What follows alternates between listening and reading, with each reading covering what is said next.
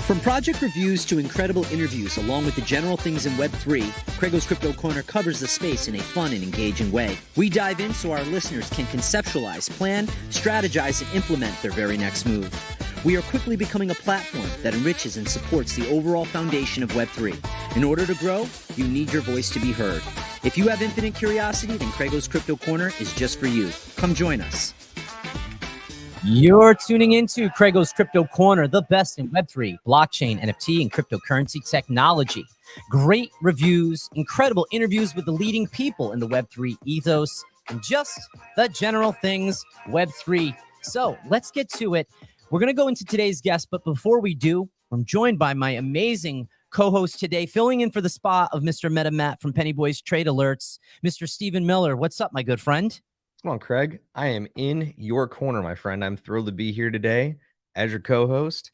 And you know what, man? I think of it as a boxing match. We're going to go back and forth. We're going to go a few rounds today, and we're going to have some fun. I'm excited. We are. And just cue up a screen share for anybody that doesn't know Mr. Stephen Miller. You got to go follow him. And I always like to say, don't follow, engage. Oh, sorry. There we go. There we go. Got it? Perfect. All right. Beautiful. We're on point today.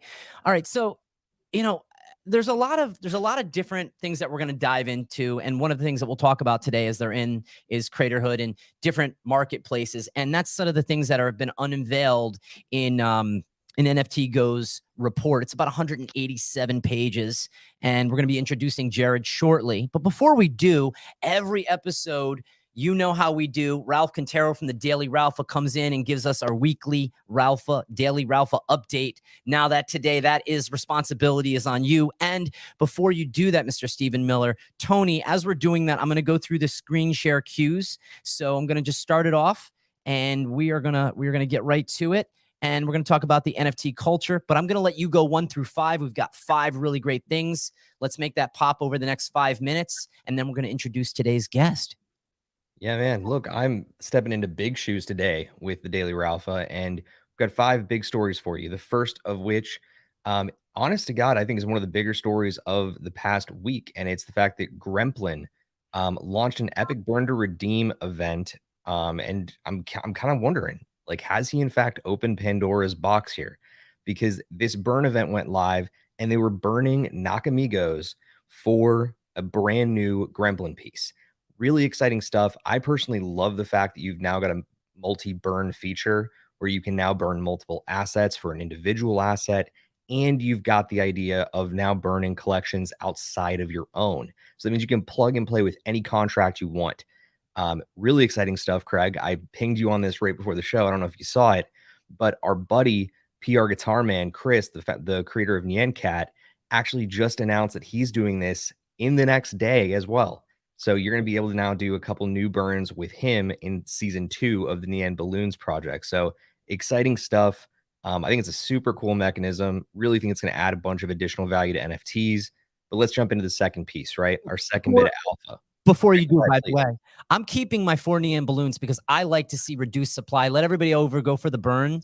And then the things that you had that are older, I believe are going to hold steadfast in value. And by the way, 2023 might just be the year of the metaphorical burn. I'm just saying. All right, next thing, my friend. We're going to see, man. We got a lot more for you, though. Let's keep diving into the alpha.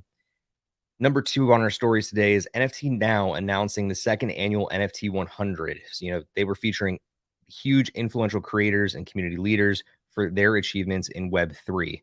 It's a strong list, man. Honest to God, love the fact they featured both sides of the equation, creators and communities. And you had everybody down the list from, fantastic communities like On-Chain Monkey to individual creators like Zeneca33. Actually, now he's just known as Zeneca, but I know him earlier as Zeneca33. So a lot of really great folk featured in there. Did you see anybody in that report, Craig, or did you, get a chance to take a look at the NFT 100? I did. But by the way, a special shout out to my good friend, Mr. Stephen Miller. He made the top 100 on the list of super spaces, Twitter super spaces. So congratulations to you. First, I want to start it that way. And I did look at the list, and CraigO's Crypto Corner had 4 of those people on that list. On our episode. So I did look at the list. Highly impressive, really cool. I think it's a great representation for our ecosystem. That is for sure. Yeah, look, you've got two fantastic reports there. So if you've given them a look or if you haven't yet seen them, make sure you go over to NFT 100 through NFT now to take a look at the 100 list, but also over to Super Spaces to take a look at the creators in our space there. Yeah. Next up, we've got Cool Cats for you, Craig. You Yes. want to jump into Cool Cats? You got one more thing. Yep. Go for it. All right. So you've got Cool Cats announcing a big partnership with Futureverse, Yep. essentially working to catapult Web3 innovation into the future. Honest to God, man, Futureverse is a big time project that's doing a lot of great collaborations in the background. And this could be the push that Cool Cats needs to take off. They've had like a recent skid in terms of dropping floor price, but they could see a rebound. I really do believe it that they could see a rebound from this. Craig, are you following the Cool Cats at all, or is this something that is just kind of on the periphery for you? I'm not a cool cat type of guy. Just wasn't for me. It's not a collection that I follow or a community that I follow closely. Not saying I wouldn't have someone on from Cool Cats. Just not my thing, you know. But they make the news. They're one of those communities that are going to continue to push forward. I always hear about them. I'm curious as to where, and maybe we'll dive into them a little bit as to where they are in the ethos of things. I'm very curious to know. It feels like it's more like about trading than it does sometimes about the fundamentals and community cohesiveness. Like, and especially diving in with NFTgo, I'm very curious to see how some of these projects have performed based on past and current, and what maybe the future predictions are. So maybe Cool Cats might be a good conversation piece to have, but I don't have any news one way or the other on them, but I know that I know of them. Yeah, look, they're a great project in my opinion. I've had a lot of positive view on them historically speaking. I'm a big believer in kid friendly IP. Just a question of will this be the thing to start their rebound? So exciting stuff for the Cool Cats out there. But don't worry, Craig. I still think you're one of the coolest cats in this ecosystem to begin with. I do as well. And by the way, I apologize if anybody, when you tune into Twitter, and by the way, we can put up that quick screen share that because it was a thing I actually reversed them, Tony. So that's on me. So Cool Cats, there you go, coming out in full force. So great article. And always, by the way, when people tune in and they subscribe to that Daily Ralpha, which is absolutely free, Steve, they're able to get this information on the daily. All great information that is curated directly from Ralph Quintero from the Daily Ralpha with over 80,000 subscribers. So our next talking piece, go for it, my friend. Next talking piece is one that I really want to unpack with Ralph later. So hopefully once he's able to rejoin us, we can get into this one a little bit deeper. But apparently there's a report out now saying that borrowing against your NFTs is now a $1 billion industry. Yeah. Honest to God, man, like this is something that like we really just we haven't had the chance to dive into too much. It still feels very new. But it makes a lot of sense if you're holding on to blue chips, right? You've seen a couple of different big time DAOs that are, lending against like apes and the bigger time assets like moonbirds. Right. These are big opportunities out there. So I think that we're gonna see some really significant movement in this space if we're sitting at a $1 billion industry in the middle of a bear market, right? It's just kind of how it adds up. I'll throw this out to you. And I'm very curious to hear what Jared's point of view is on this from NFTgo. But when we look at the charts that they've put up, and we've seen other charts as well, you look at the cliff from CryptoPunks to Bored Ape Yacht, right? When you look at unique assets per capita, I think it's called, and you look at those wallet collections, the blue chip space is very wide in it, and that cliff off the mountain is very steep from the first collection to the second. So I'm going to be very curious to see, because I think, listen, we're playing gambling enough. It's like it's like layer 2 gambling. Like, hey, you've got your digital asset. You want to borrow against this? No problem. And then you're on Web3. I don't know. That's kind of like my take on it. You've got to be really sharp on your stuff to keep track of this when you're borrowing other people's money, because there's a fee attached to it. And what if you can't get back, what you wanted because you wanted to diversify? It sounds great in theory, but if you don't execute with a high level of perfection and precision, you're in trouble, guy. Yeah, man, it really is true. Like the data is telling. But I want to go ahead and pivot to our fifth story here because it's actually going to lean just into that exact point. Our friends over at NFTgo have a great report out on the Q1 we're going to dive into in a little bit here. But another big industry leader has a huge report out across the last week or two, calling it the State of Crypto Report for 2023 put out by A16Z. That is the crypto arm of Andreessen Horowitz. Now, in this report, there's a ton of detail. Okay. So if you want to get into this stuff, you really should. There's a lot of great takeaways, but some of the big ones right off the jump, really leaning into discussing why it is that the US is losing its lead in Web3, really speaking to some new key indicators, how you need to zoom out to view them. And of course, diving into like everything from blockchain scaling to the number of active developers in the crypto industry currently and how it's holding steady in a time where we're in flux damn near everywhere else, Craig. So I'm pretty excited to see that, we've got all these brand new reports out. But I'm going to throw it back to you, my friend. I think there's a lot that we got to get into this show, and that's the alpha. So if you are not yet subscribed to the Daily Ralpha, please go make sure you are following our friend Ralph Quintero. You can find him on Twitter at RalphQ. And of course, subscribe to that Daily Ralpha newsletter. It's a big source every single morning where you can get your leading alpha every single day. Notice how Ralph Quintero is not here today, and he put a lot on your plate. And let me just say, you handled it amazingly. Thank you. Amazingly. We're inventing new words. All right. So let's get into it. Today's guest. Great job, Steve. When you have the latest data at your fingertips, it empowers you to make great decisions. The love of NFTs and community building has attracted many into this space. A technical approach is more important than just the simple fundamentals of projects. NFTgo has researched data in real time to help bring those into this space to allow them to benefit and maximize from trading, utilizing NFTs. And today's guest, Jarrett, represents the NFTgo brand alongside the owners who both have degrees in finance and are incredibly interested in the analytical side.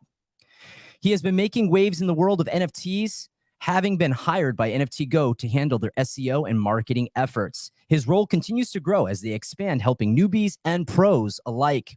NFTgo aims to be your one-stop analytics solution.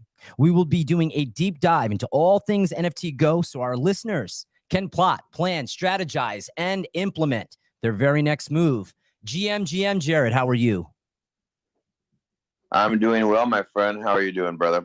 I'm good. I appreciate, we talk about how life can get in the way and things that are personally really important. So we appreciate, as you're dealing with some personal matters, that you're able to make and allot the time. I really appreciate that, my friend, how you were able to pivot last minute, and so great to have you here today. Yeah, it's all good. I'm in the hospital with my grandma next to me. She actually loves hearing me talk business, so it's kind of fun for her. Hey, grandma. Whenever I talk about NFTs or crypto, she calls it funny money. So like, are you dealing with your funny money again?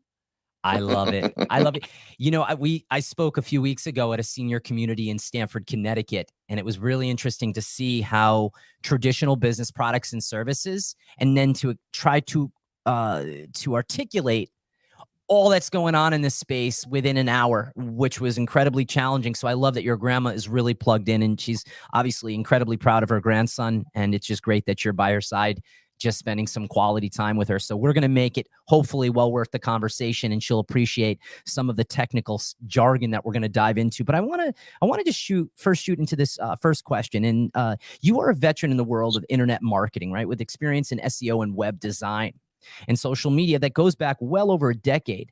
How is Web3 blockchain-based technology going to disrupt that? Well, I don't know if disrupt is like some hot word that everyone loves. Disrupt. I don't think it's necessarily going to disrupt it just in and of itself being Web3. But so the main difference between marketing for a Web3 company and marketing through a Web2 company is there's a lot less, you can get away with a lot less bullshit. So it's much more community driven. Now, that's not to say that there's plenty of Web2 companies and Web2 marketing strategies that were community focused, but the level of community focus that needs to happen for Web3 is an order of magnitude more than that of Web2.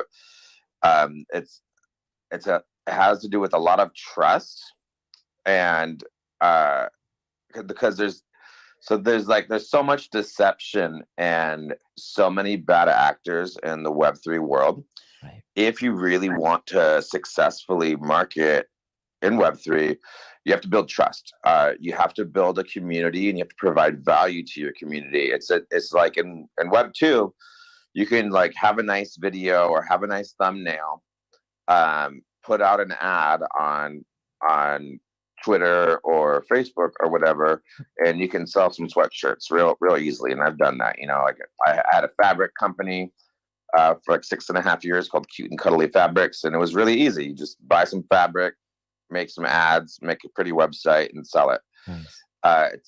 There's a lot more involved when it comes to Web3. That's why I'm doing this right here. So like we host our Twitter Spaces every Wednesday at 5 p.m. Pacific, and we're not even necessarily even trying to sell anything on those spaces.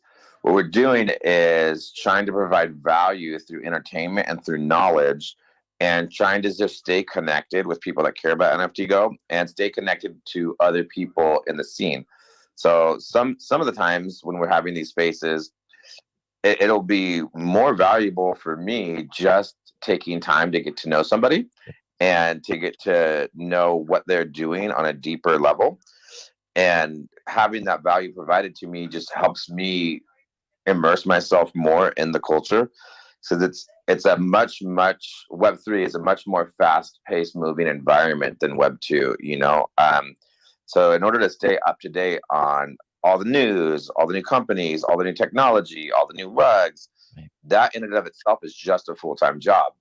And so for me, you know, like, you know, you've got family, and I've got my hobbies, and I've got my regular job here at NFTgo. Like a lot of the stuff that I'm doing is back end nerdy SEO stuff, which doesn't depend on whether or not I know about NFTs. That's just me doing, you know, techie SEO work. But so that's incredibly time consuming. And so in order to stay up to date on all of that, and to stay up to date on what's going on with everything in crypto and NFTs, it's a lot of work. It's nonstop.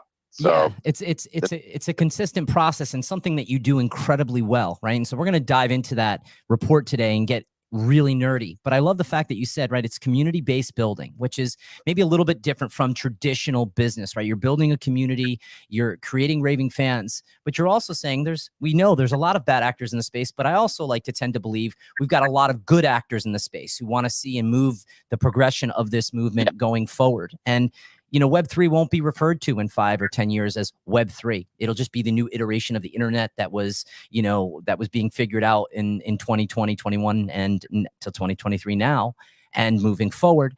And then I think the other part of it is NFTs won't be the buzzword. That'll just be, NFTgo, you mean. NFTs will just be considered a digital asset or access or membership, and around the ways of utility. One of the things that I want to do is dive into you is, what is the data partner program? If we can just expand on that a little bit, because we've got a lot of great content today to have in about an hour episode or a little bit more. Yeah, okay. So basically, there's a couple different ways to do it. So we have this cool widget on our site. So if you go to NFTgo.io, hover over products, and then click on Go Widgets, this is just a free widget that anybody can use, whether you're a news organization, NFT collection, or anyone that's interested in displaying data on their site. So you can, if you go to the widget product page, you can choose a collection, choose the indicators that you want, choose the type of graph that you want, and then we'll spit out some code. You can just copy and paste that code and put that onto your site. So we're trying to promote this feature and get more people to use this feature. And so if you're one of the early adopters of this, we actually don't have that many slots left open for this version. If you're one of the early adopters of that, we'll make you a data partner, and we'll do co-marketing with you. And so it's essentially, if you're going to use our cool new tools and get the word out about us, then we're going to do co-marketing with you. You know, we'll invite you to our spaces. Maybe we'll write a thread about you. We'll pull together our resources to help lift you up if you're helping lift us up. So we're just trying to create symbiotic relationships where we're building up people who are helping us out. And that's the basic. We're also, we're free. Our B2C model is free. Anyone can go to NFTgo.io. All of our analytics are completely free. And we have some incredibly in-depth analytics, which we'll get into later. Yep. But so basically, sorry about this. Hold on. So basically, we're trying to sell our API. So our B2B model is how we're monetized through our API. So if you use our API, we have different data partnership programs. So if anyone's interested in using our API, using our widget, just shoot me over a DM and I'll give you a presentation on the details of our data partnership. Great. No, that's awesome. And by the way, if we can do a quick screen share, Tony, NFTgo, just want to show their screen if we can. There we go. So anybody who's tuning in, just go and subscribe. That way you can check. I like to say it's the follow button. I like to say engage. Steve, what are your thoughts right now as we're just engaging in this conversation, and what particular questions you have? Because we have a line of questions. So go for it, my friend. I mean, I'm really bullish on what you guys are doing. I think it's pulling a lot of the right insights into view, and the fact that you're going about it in a way that's starting to sell the API, I think is great for your business long term, and it definitely can give folks at home a lot more faith, right, in the fact that you're here for the long term because you've got that type of data structure available essentially to integrate with. So I'm pumped for you guys, but I want to get into a little bit of this data with you and see if there's any specific insights that you've pulled from the past report on why building in this bear market is so important and what data really shows why this is such an important time to be building. Do you have any insights on that offhand that you'd like to share with the audience? Sorry about that. I had to leave the hospital room for a second. So for me, what's important about building in the bear market is there's so much less noise. So this is much more subjective and much less data driven. So if you think about what's happening in the bull run, everyone knows that there's a river of money flowing, and everyone's just trying to divert some of that water to their house and get some of that money. So there's a lot more noise in the market. There's a lot more rugs. There's a lot more scammy projects. And the bear, you generally get people that actually care about Web3, that actually care about crypto, that care about decentralization. These are people who are actually in it for the long haul. So like if you're just building out of passion and out of love and doing something that you genuinely have conviction in, that's generally the type of people that are going to be building in the bear market. So people who build in the bear, they're, in my opinion, generally people who actually believe in Web3 and actually believe in decentralization and the ethos behind what we're all trying to do here.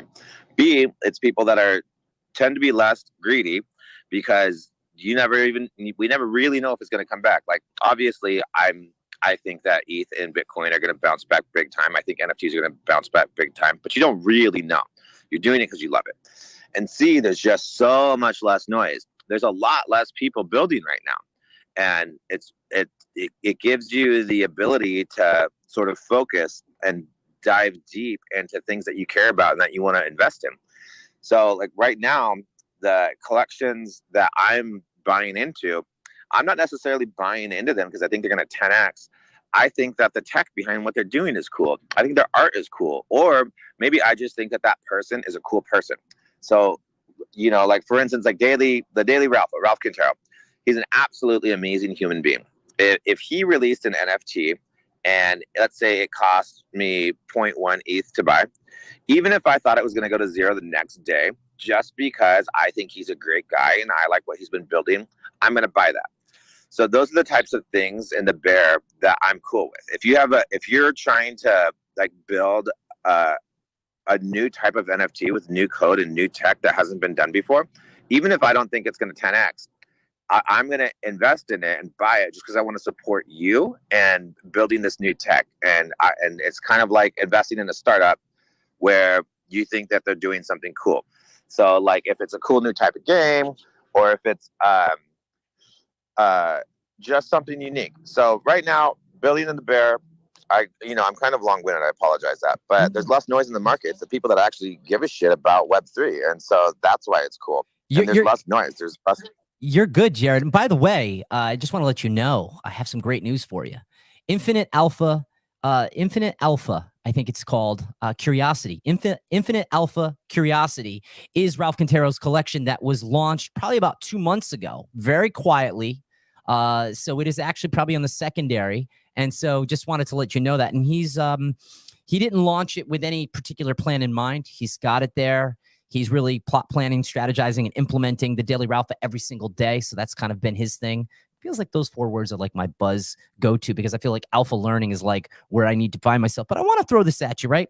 According to CoinGecko, and this is from your report, the current market cap of ETH is about $147 billion, while the market cap of NFTs stand at about 10 million in Ethereum, which for me does a couple things. A, it creates excitement and says that obviously a lot of people believe in this particular blockchain, which I think they should. And then the second is wow, we have so much room for growth. And I want to dive in a little bit further. If you can name 1 or 2 projects that you're excited by on the technology, because when I think about collections that I get into, and Mr. Miller and I speak about this a lot, is when you're getting into things or you're diversifying, it's because you believe in the technology, you believe in the strength and the resilience of the community, and you believe that they're going to be around 5, 10, 15 years from now. And with the weakening of the US dollar, and maybe we'll dive into that in a little bit, what are your 2 projects right now that are affordable for most, not financial advice, that you're like, I don't have a problem continuing to buy this because I like what they're doing. I like this individual. I like the utility. I like this PFP. What is it? Well, so I try to maintain as much objectivity as possible as a representative of NFTgo. So I don't want to name specific collections, and I don't want to give financial advice, but I will say that I'm really into dynamic NFTs. And, well, I mean, whatever, it's not that big of a deal. I like brawler bears. So brawler bears, excuse me. So brawler bears, the dev behind it, his name's Scotty, and he's a dev behind a bunch of other collections. I think he's on the Plague, he's on Zunks, and he's a really intelligent coder. He's a really nice guy. And I just like the fact that he's building it's a really basic game. It's already live. You know, on the secondary, I think it's cheap. I think it's like 0.05 or something like that right now. And I got a couple of them.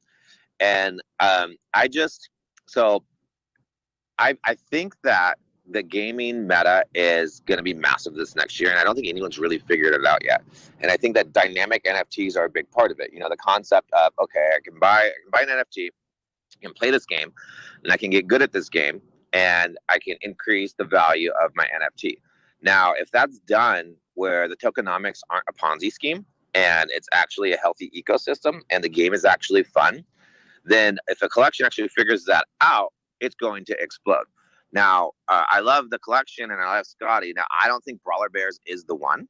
The game's a little too basic, but it's really cool and it's a cool idea. And so I just wanted to learn a little bit about it, and I wanted to learn about him because I think that's going to be a game that's similar to his, but is a little bit more interactive and a little bit more fun, is going to pop off. Another one that I liked a lot was Crystalism. So Crystalism I liked for a couple of different reasons. So this is another dynamic NFT, which is something I'm really into right now. So what they did is, first of all, it's an all women led team. And so I was raised by 4 women. Like, I'm here in the hospital with my grandma right now, right? I think it's really important to respect where we came from and to treat women right. And I think not even just in the tech community and the NFT community, there's a lot of sexism, and it's a male dominated industry. So I don't have any problem saying that I'm going to pay a little bit more attention to a women led project, and just because I want to support them, because that's how I was raised. But what's cool about the technology behind it is, so they look at your wallet history, and they look at your astrological sign, and they automatically generate an NFT based on that data. So all this stuff going on with dynamic NFTs, I find very intriguing. And so Crystalism is another, it's very cheap. I had to step outside of, they're doing a procedure on my grandma. So I'm outside, I'm away from my laptop, so I can't look at the data right now. Yeah. But Crystalism is really cheap too. So those are both NFTs that I think are below 0.1. That if someone's interested in dynamic NFTs, you can hop into them on the secondary market real easily and pick up a couple just for fun. So you pick up like a DNA, I think it's called, and then it reads your wallet and your astrological sign and all that stuff, and then it slowly morphs. I think it's like 3 or 4 different stages of metamorphosis where it morphs into a different NFT. Both those things right now I'm super interested in. So anything that has to do with being a dynamic NFT right now, I'm going to take a look at. I love that. And by the way, I just want to shoot into another thing, and then Steve, I'm going to come back over to you. The highest priced NFT this year, or what's like to me was last year, was CryptoPunk number 5822, which sold for 8,000 Ethereum, which is $16 million right now in USDC or USD fiat. So, I look at these things and I think about the gap, and I think about all these great projects, such as we see right behind me, right here. Okay, this is one of my very favorite communities, and I don't know if we have in the screen share. Do we have that shot of all the stuff we got from Rotten Antisocial Club from my good friend Ramborno? No worries, but we don't have it in the screenshot.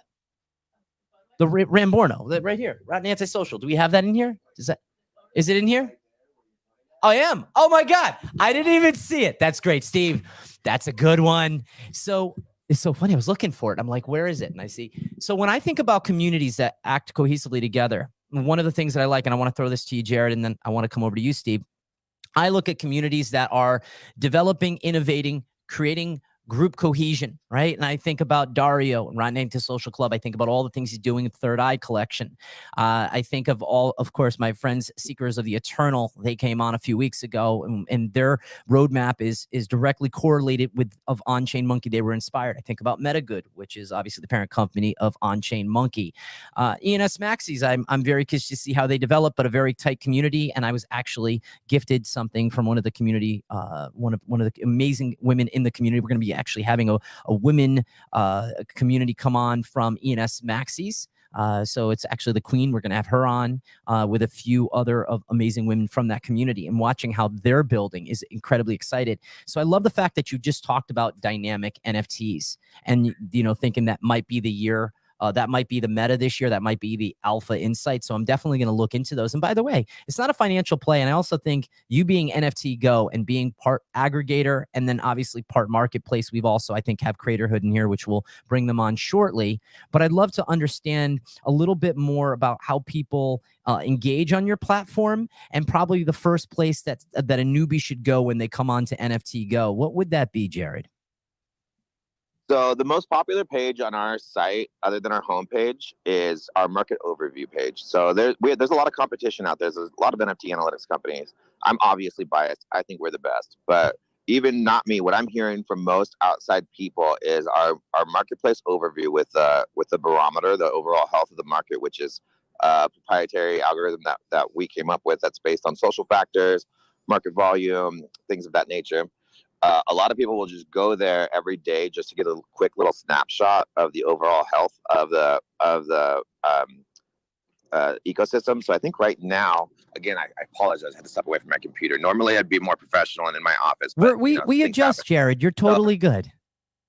I think I looked at it this morning. I think that the barometer was at like 26 with the health of the market. And it was at 22 yesterday. So that means we had a relatively good day yesterday. We bumped it up a little bit. But that's a fun way for someone just to get a quick snapshot, see what's going on. For me personally, what I'll do is, so after I get my monthly money, I always allocate, whether it's $500 or $1,000 or however much money I have to play with. I'll take a little bit, and then I'll go to the trending section of NFTgo. And I'll see what's popping off. So on the homepage, you'll see the trending collections. And then on the bottom of that, it'll say view more. So I'm just going to take a look at what's trending, and I'll just randomly choose a few of them that are in my budget. So let's say I got $500. I'm like, okay, and I want to buy like 2 or 3 NFTs. I'll check out trending, and then I'll click into one of those collections, generally one of the collections that I haven't heard of. And because, there's so much noise going on in the market, what's on Twitter, what's on this. And I kind of just try to ignore that and just look, okay, what's actually moving. And so just find one of the collections that's trending, click into one of it, and then it'll give you the overview of the collection. Love it. And then you can just visit their website. You can read more about them. That's fun to do. And also there's something called the Pro Trade tab, which has the sales to listings ratio. Nice. So if this is something, if you're looking to make a quick flip, so something's trending, let's say like Nakamigos is trending or something like that, and it's within your budget, and so you can click on that. If it has a healthy sales to listings ratio, and if there's a lot of volume in the last 22 hours, that means that it's indicative that you might be able to make a quick flip. Now, I personally am not a flipper.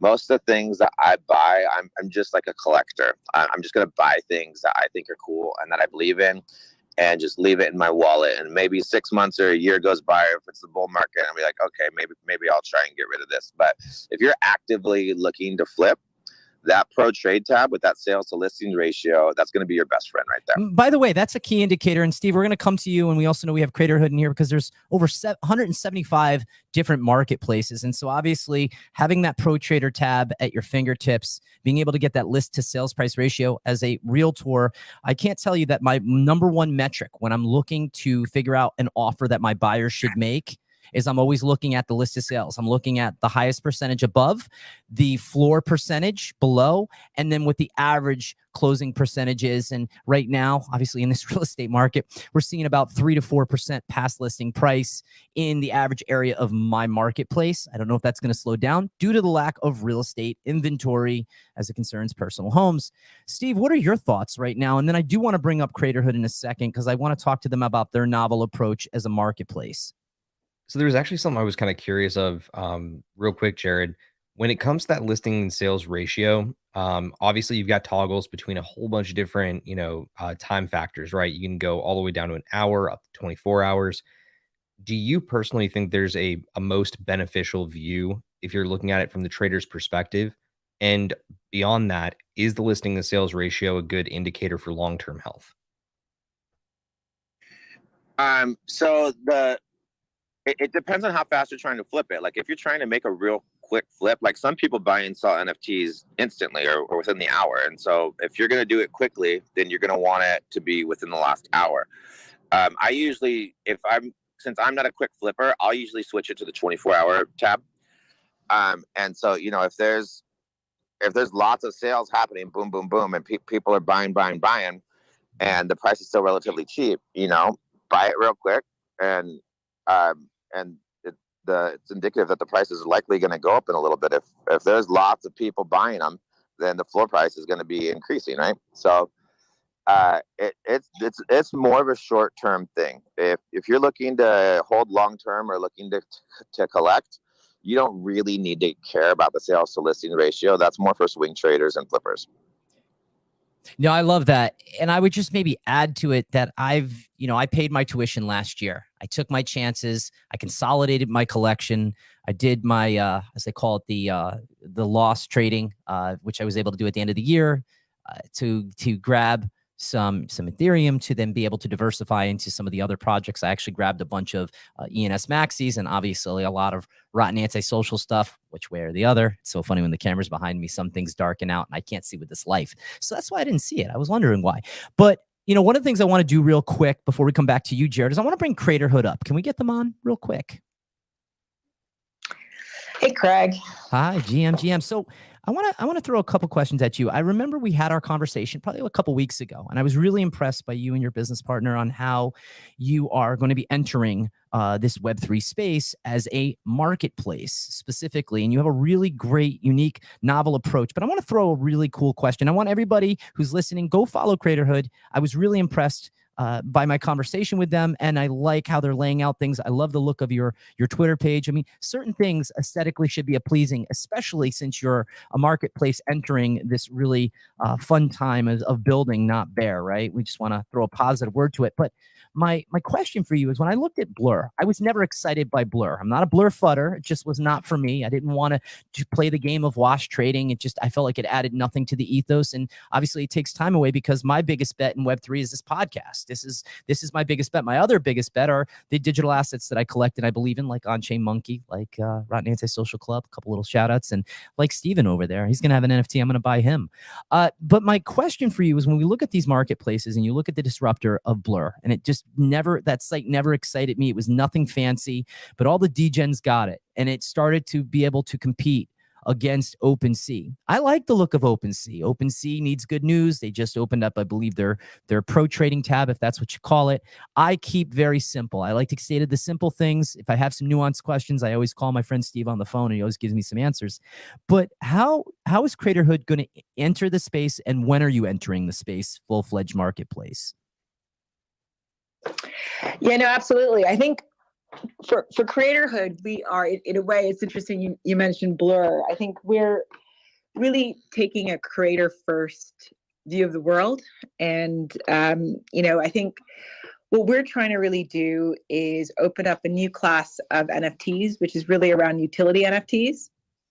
And what we're trying to do here is really look at NFTs as what's that kind of underlying value that a lot of folks are really interested in. And a lot of folks love the art, and the art is the utility, but equally there are a lot of creators, and we've spoken to a lot of them over the last 2 years, whose community are really excited about being able to tap into a lot of stuff that they offer. So things like revenue shares and IP rights and direct messaging, video calls, all that good stuff. So that's sort of what we're trying to go to, a very sort of specific niche in the market. And I think there's a lot of room. I mean, one of the most exciting things right now, I think, in the space is it's just burgeoning, right? So I think obviously Blur and OpenSea have a lot of that volume, but equally, as we've seen with folks like XGY2 and Looks, I mean, that can literally change overnight. So we're launching in a couple of months, and we're really focused on utility NFT specifically. We're actually introducing a couple of new Ethereum protocols, really linking that utility into the metadata. So there's a degree of specificity. So when folks are buying an NFT that promises utility, there's more teeth to that. I think that's great, and it's a very powerful answer, and I love that your focus is very niche on utility, because that's one of the things that excites me. One of the things that we've always talked about on this podcast is when you can take traditional products and services and you can integrate them and have a value, a membership, and access.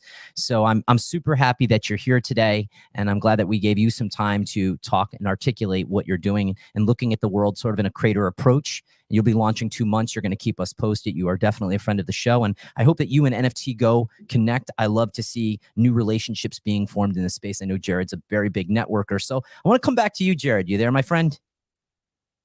I'm here, baby. I love it. I love it. So, I was gonna talk a little bit about LinkedIn, and in a second I'm gonna do a screen share. Not yet, Tony, but there's a very important metric for me when I'm getting involved in something. Do they have a LinkedIn presence? I don't know. What's your opinion? Is that important? Is it not? Does it help the history? What are your thoughts around that?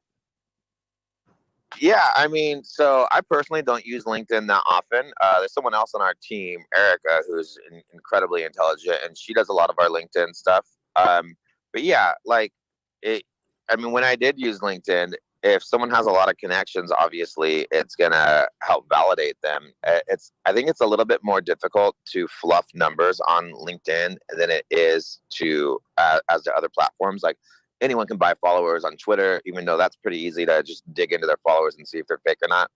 But I think having a healthy LinkedIn account is indicative of that person's actually real. And if they have lots of endorsements on the projects that they've worked on, I mean, I'm sure it's still possible to buy bots and to fluff that on LinkedIn. But from my experience, it tends to be a little bit more legit than other platforms. I think that's incredibly important. We speak of organic growth. It's something that we take great pride in here at Downtime TV as we're producing CraigO's Crypto Corner. And Tony, I want to do a quick screen share if I can, because you bring up some really great points. This has actually become a friend of mine over the past month. Jason DeRocha, he is one of the co-founders of Seekers of the Eternal. We had him on a few weeks ago. So if you go and you look at his profile, you really start to garner a great thought and idea around what he is doing in the space and his full capabilities. And keep on the screen share.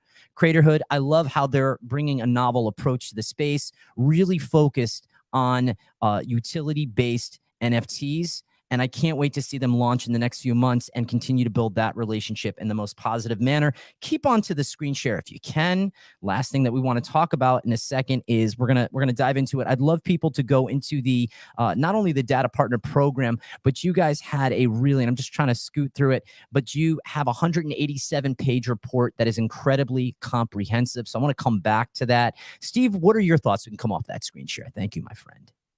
I mean, I have a question that's kind of for both almost.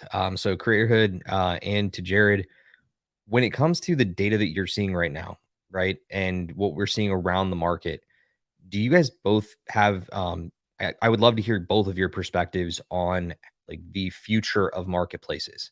Do you think that like right now, we're at this phase where we're going to start seeing more niche marketplace development? Because I love what you're doing, Creatorhood. And I think that I'm starting to see a little bit more of the trend in that direction. But I'm curious if you have an opinion on it or if there's any data that backs up that kind of thesis. Craterhood first. Yeah, no, it's a really interesting one. We get asked this actually, and I think it's a little bit of both, because I think there'll always be room for your big marketplaces, right? Where a lot of folks are going to go see where's the most stuff, right? Where am I seeing most of that data come through, most of that choice? But a lot of what we've also heard is that folks in the sea of kind of big marketplaces are also needing to see things that are much more curated and much more relevant to them. So from that perspective, I always think there'll be room for niche marketplaces, especially if you're able to connect that underlying, supply to demand, where you have avid collectors. And I think we've already seen that with the success of certain places that, serve things like, niche NFT, sneakers and photography. So I think as long as there are buyers who are willing to, to buy niche NFTs, there's going to always be room for those platforms. Jared? Yeah. So basically, is that really interesting question, because we actually just released an SDK for a social software developer kit for people to build marketplaces with our API. So like I said, our revenue model is B2B. And in addition to selling our data API, we also have what we call a Go Trading API, which is a plug and play. So we're making it very easy for anyone to build a marketplace aggregator. And when it comes to your question specifically, I think that these bigger trusted marketplaces such as OpenSea, LooksRare, X2Y2, OpenSea specifically, I think those large marketplaces are important and necessary, especially when it comes to onboarding. So when someone's going to buy their first NFT, it's going to be from something they know and trust and something that they've heard of. So as the future develops, I believe that onboarding is going to take place at these larger, more trusted marketplaces, but the degens, and as you get more and more into it, I believe are going to get way more involved in these smaller niche marketplaces, because a lot of people have gripes about OpenSea, gripes about Blur. I mean, the more you get into it, you're going to find one that resonates more with you. So I believe we're going to see a bunch of marketplace aggregators, hopefully using our SDK to build it. And we're going to see a bunch of niche marketplaces like Creator here. And that's where the real degens and real NFT maxis are going to live. And then the bigger marketplaces like OpenSea are going to be used more for onboarding. That's my prediction. No, I agree. And by the way, one of the things that Steven always talked to me about, probably, probably 4 or 5 months ago when we really started to connect and communicate, was about wallet security.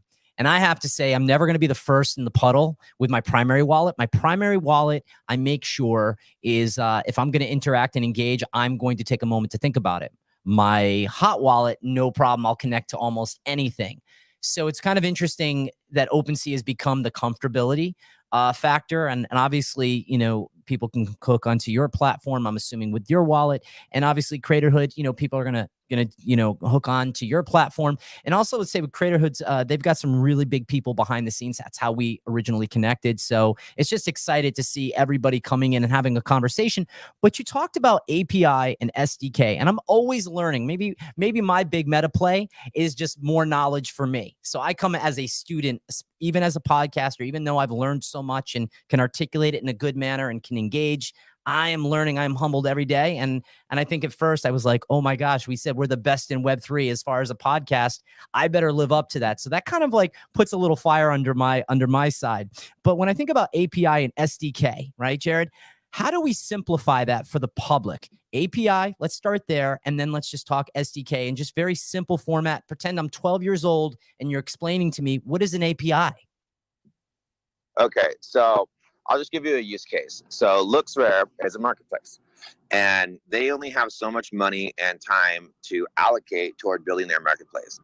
But on their marketplace, they also want to display analytics. Now, we've got a massive team of devs who have dedicated the last few years to building really in-depth analytics. So instead of building all their own nodes and writing all their own code to pull in all of this data, which is extremely expensive and time consuming, they can pay us for our API, and they can connect to us. And then all of the data you see on LooksRare is actually NFTgo data. right? They're one of our partners, one of our biggest API customers. So you only have so much money, you only have so much time, and so you can connect to an API from another company, whether it's us, to provide value to your website without you having to buy more servers and buy more devs and spend more time building it. So it's the same thing with collections or other. So let's say you're a collection on ETH and you want to have your own marketplace on your website where you're selling your NFTs without having your users leave your site. So you can buy our SDK and you can build a little mini marketplace on your site. So your users can just buy your NFTs right there without having to go to OpenSea or whatever. Got it. I like that. I think that's great. I think when someone launches off a collection, they go on to a bigger platform and then they try to catch traction. They mint. We saw with Manifold.xyz, I was introduced to that earlier this year. I know that it's been around for a while. So there's all these great ways to interact. And I love how you explain that. I know later I'll go back and be like, okay. And so SDK, how is that integrated with API? How should people think of it from a creator standpoint as far as SDK is concerned? So an SDK stands for Software Developer Kit. So if you're a software engineer or just someone trying to build something, an SDK is just a little kit that makes it way easier for you to build something. So if you wanted to build a marketplace aggregator like what we are, it's a lot of time and work and infrastructure that needs to be built. Now we already have all of that. So if you're looking to build a marketplace aggregator, instead of having to build everything from scratch, you can build your website, add your blog, do all the fun things that you want to do to enhance it. And then you just connect to our SDK and you can just pull. So I think right now we have about 10 different marketplaces that we pull in. So we're kind of hoping this is going to further help decentralize marketplaces. So we don't have to rely on, if we make it sort of like a Wix type of thing to where almost anyone can easily build a marketplace aggregator, then we're going to decentralize marketplaces. And as more and more pop up, it's going to be easier for someone to find something that they resonate with. So just SDK is a really simple way. It's like Legos for website builders. You can just build something real easily, just real plug and play without having to spend months and months and lots of money building it yourself. It's just an easier way to do things. These are great use case examples for both of those, and I appreciate it. And one of the things I want to do, Tony, quick screen share. So when you go onto NFTgo's and you follow them on Twitter, you can actually download this really great comprehensive report. It's got 187 pages. So for the next, say, 10 to 15 minutes before we close out our episode, Stephen, I know you have some questions. I'm going to go through here in this NFTgo report, actually on page 109.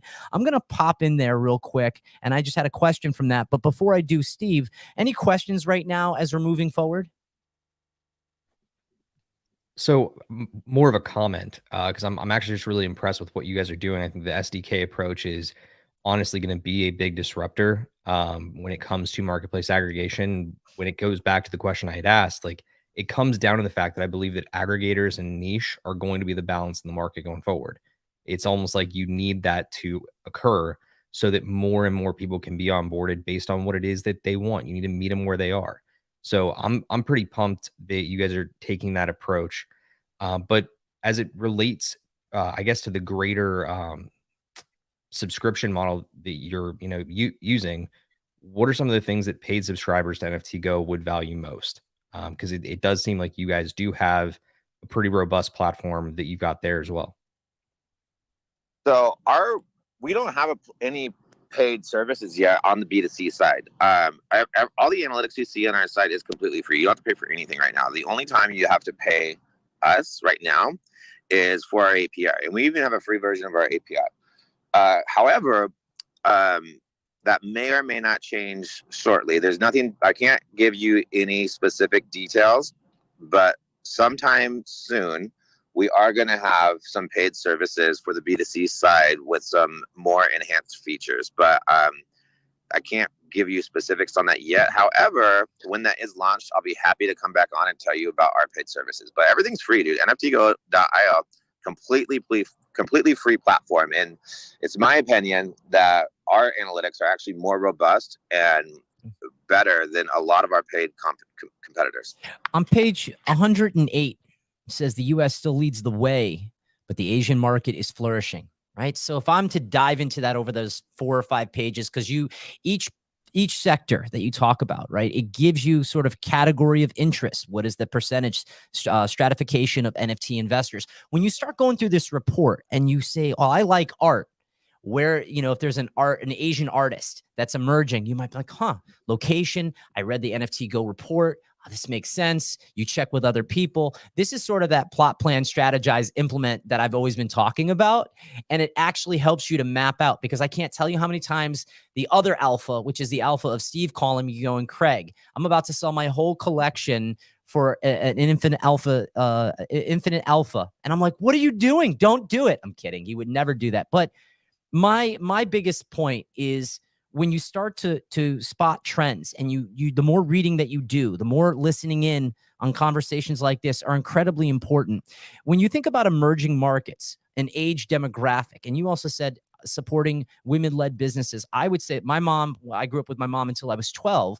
She was an entrepreneur, and she was very good in sales. She actually worked for a company called Starter Sportswear, anybody who knows that. And she was incredibly great at what she did. She was a very much an independent woman. So I was raised by her until 12, and then went to live with my father. A little back history on me on a Web3 podcast. But the reason that I make mention of that is because there are a lot of women that I don't want to just support them because they're women. I want to support them because they're amazing. And one of the things that I want to do real quick, and I'm going to pull it up, is that I yesterday was gifted an ENS domain. And if you can just pop up that screen share, I want to give a special thanks to the queen.email.eth.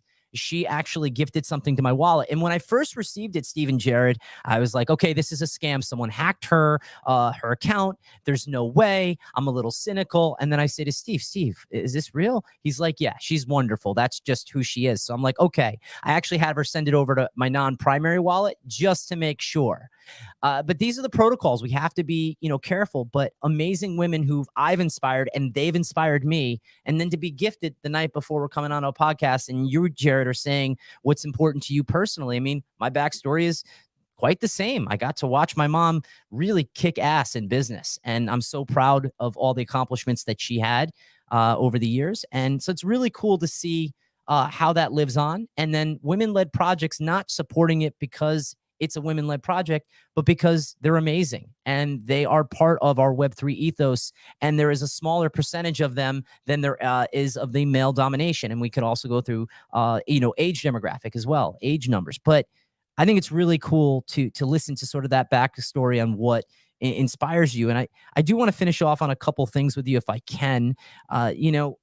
You talked a little bit about access to podcast relevant content for NFTgo, and I might just have but one suggestion, that CraigO's Crypto Corner might need to be on NFTgo one of these days. When reviewing the data concerning NFT communities, what are the top things that DGen should be thinking about before minting or purchasing on secondary? And the reason that I asked that question is NFTgo is not about favoritism. It's about analytics and data. And as you had said before, Jared, it's dynamic NFTs that really have you excited. And the gamification, that may be being the ultimate meta this year. You said, hey, it's my guess. But I would qualify it as an educated guess. So those that are in here, I'm not telling you to spend or shill your money, but go back and listen to the section. I guess it was probably me 15, 20 minutes in where you talked about that. And I appreciate it. So what are 5 metrics? For me, I said it was LinkedIn is a very important metric. I want to know that they've had success in the real world if they're going to be leaders in the Web3 world. What are your top 5 things that we should be thinking off the top of your head? Yeah, well, first I want to touch back on the women-led projects thing. So I just wanted to clarify. Yeah, I'm not going to buy something just because it's a dynamic NFT or just because it's a woman-led project. But what I will do is make sure I take time to look at it, because I've been in spaces before where we've brought up women and talked about women's rights, and I've literally had exodus of spaces from certain people and getting frowny faces and thumbs downs when I start to talk about that. So I just want to make sure that I'm not part of that movement and I'm not supporting people that are part of that movement. So yeah, I'm not going to buy something just because it's a woman-led movement, because that in and of itself is, but I'm always going to make sure that I take the time to look at it. and to embrace them into our community. So I just wanted to touch on that real quick. I love what you said there, and I couldn't agree with you more. So secondly, as your question, the number one thing that I'm going to look at right away is sales volume. Is this thing moving? I'll look at the 24-hour sales volume. Is this project dead or not? Are people actually buying it? Are people actually selling it? Is it still relevant? Secondly, I'm going to go look at their social media, whether it's Twitter or Discord. And so if they have a bunch of followers, I'm not just going to look at that. So I'm going to click on their followers, and I'm going to run through it and be like, okay, are these bots? Are these real people? Are they followed by people that I follow and that I respect? I'm going to look for that social currency. I'm going to take a look at their website. I'm not that good at reading smart contracts. And so sometimes what I'll do is I'll talk to one of my more techie friends that's really good at reading smart contracts. And I'll be like, hey, what do you think about this? Use your resources wisely. Find people that are more intelligent than you and bounce off of them. And if the founder is doxed, I'm definitely going to take a look at what else they've done. Have they done rugs before? Are there other projects successful? And if this is their first project, I'm going to look at what their history is. Do they have history running businesses? Do they have history handling money? Like, are they just trying to mint a random project, or does this person actually know how to run a business? Now, if it's not a business-led thing, but let's say it's an art-led project, I'm going to be like, okay, well, what's this artist's history? Have they had success selling their art in the real world? Is this their first collection? Do I like the art? Things of that nature. But in terms of just numbers, number one thing you should always look for is 24-hour sales volume. Is it even still relevant? If that's what you're looking to do, if you're actually looking to make money, that should be the number one thing on your list. I think that's great. Second is go ahead. I'm sorry. Yeah. And then second is social currency. So if those two things are popping, if there's a healthy amount of sales in the last 24 hours or 7 days, and if their Twitter and Discord is alive and thriving, those are two very, very good indicators. No, I think that's great. And by the way, Steve has another question. But before I get to you, Steve, I love how you hit upon all those things. And I was wondering, the question I was going to come back to is the second answer, right? Is the third was about social currency. What's the engagement of the page? Because a lot of projects will launch off and have 109,000 followers. And you're just like, and you'll look and nobody's engaging. No hearts, no retweets, no comments. And I think the comments to me are more exciting than the retweets or the hearts. Because it lets me know who's invested the time to type. And then obviously, if I think you can delineate between a bot. I mean, people say, they can look and tell the difference between AI written and not personal. I might challenge the idea and say, not really, but I don't know. Maybe that's a debate for another time. But I was wondering about the sales, and it's 24-hour time period. Is there a number of sales that you like to see at any price point in a 24-hour time period before we go to Steve? So if something has more than 50 sales in the last 24 hours, it's probably a very healthy project. If it's a really cheap NFT and I just like it, as long as it's got like 10 or 15, as long as it's got some movement, then the collection's still alive and it's not dead in the water and I'm not just burning my money, right? But if I'm really looking for a flip, or if I'm looking for something to increase in value, I'm going to want to see at least 50, if not 100. If you look at some really pop-in collections, you're going to see way, way higher numbers than that. So I'm being generous here with relatively low numbers because, like I said, I'm not necessarily a flipper.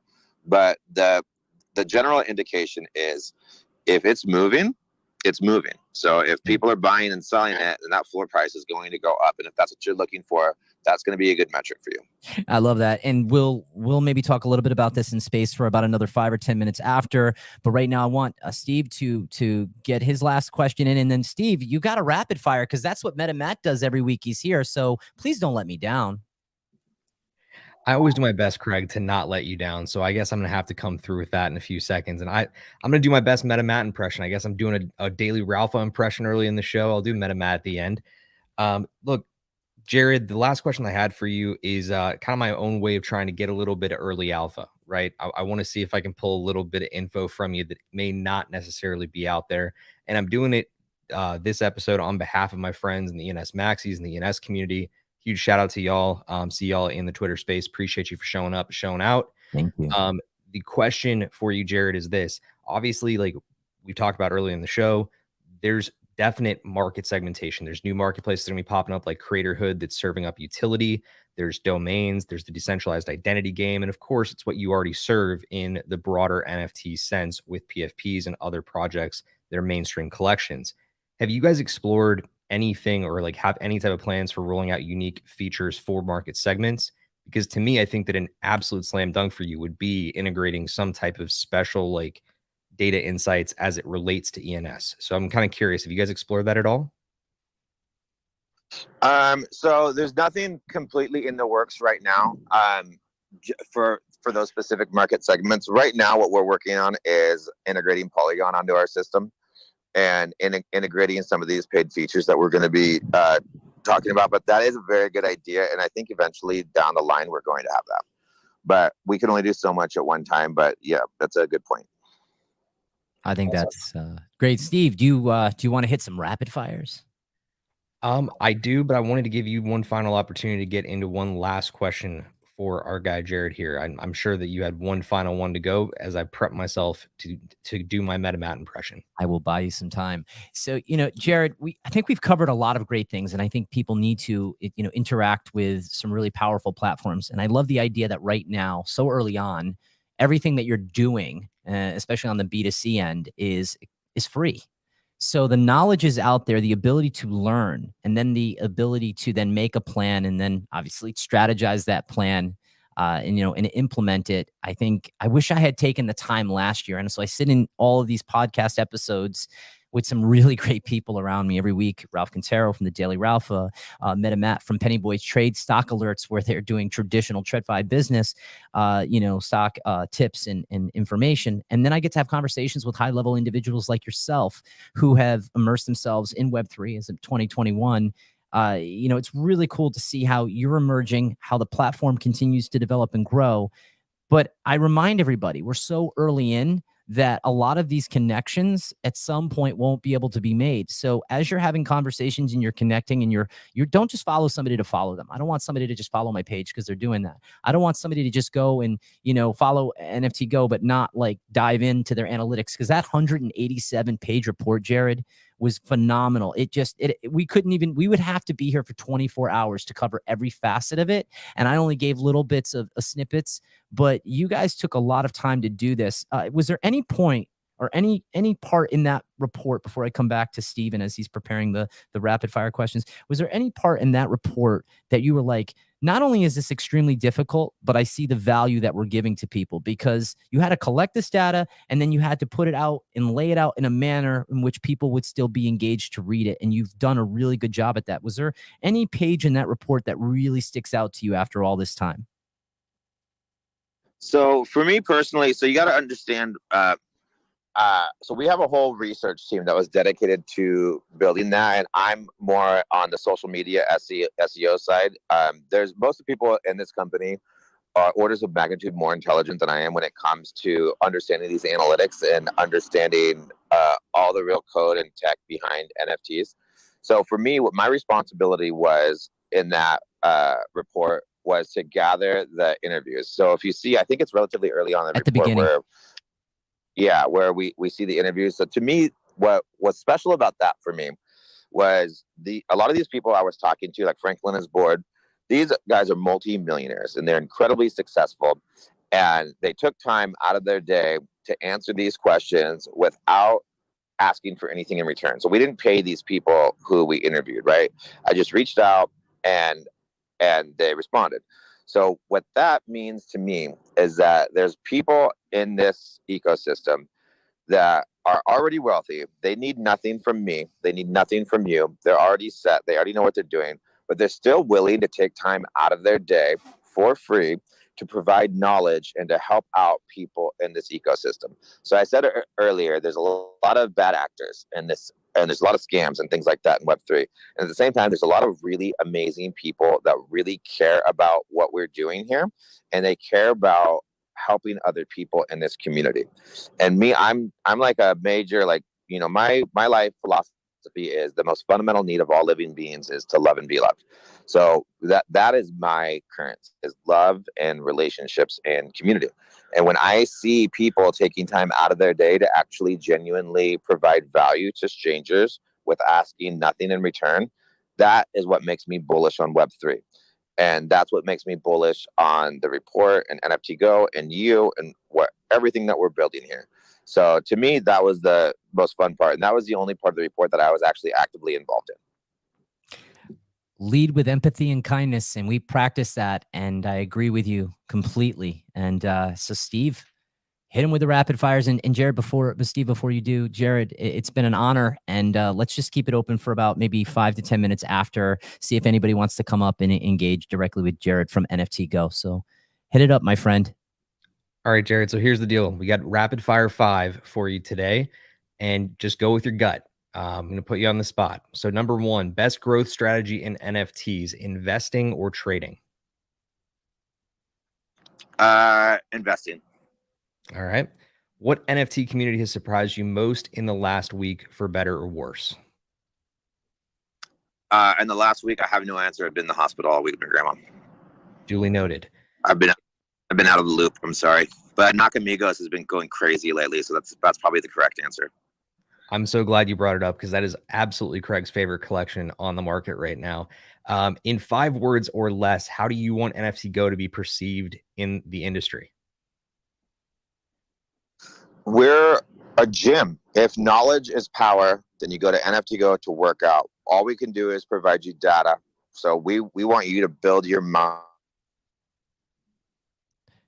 Build your mind. I heard build your mind. He's the gym. NFTgo is the gym. Jared, you there? Oh. All right. In that case, the last 2. Well, did we just get Jared back? Yeah, I'm right here. All right, perfect. I thought we lost you for a quick second there. All right, last 2 for you then. NFTgo is a gym, but better long-term outlook is what I'm asking for now. Is it Moonbirds or is it Doodles on the long term? Gosh. I would, if I had to choose between those, I'd go Moonbirds. But I wouldn't buy any of those right now. You said you wouldn't buy any of them right now? Me personally, no. Not financial advice. They're just not making me excited right now. But I mean, if I had to choose, I would choose a Moonbird. Gotcha. Well, good take. Hopefully somebody in the audience is finding that one helpful. And then last but not least is better content. Is it found on Twitter Spaces or Twitter Threads? That's so subjective. There's good content on both of them. For us personally, the Twitter Spaces that we do are more fun, but the Twitter Threads that we do are way more informative and analytical. So if you really want data, and if you're gonna nerd out on numbers, read our Threads. If you just want to have fun and shoot the shit, come to our Spaces. Perfect. Thanks, Jared. Craig, back to you, my guy. Thank you. So we're going to close it out. And what we're going to do is we're going to stay live in Twitter Spaces. We've got probably about 20 people in there right now. And let's just, create some really good conversational content. Anybody who's not following my page or hasn't retweeted the space, I would love it if you do. If it affects your algorithm in any way, or you've got something great going on today, then don't. And continue to support this podcast. We're going to continue to have great people on. Next week, we're going to be having Will Weintraub from Cryptoys on. And then the following week, we're going to be having one of our fellow on-chain monkey community members, Tim Pompanow. I hope I'm pronouncing that correctly. We're going to be talking about transportation. We're also going to be having a financial advisor coming on who's very heavily involved in the Web3 space. So as we say with NFTgo and Jared, as he said, they are the gym. Go work out your mind. And let's just get into the Twitter Spaces and let's exit this now. Thank you so much for watching CraigO's Crypto Corner, the best in Web3, blockchain, NFT, and cryptocurrency technologies. CraigO signing off.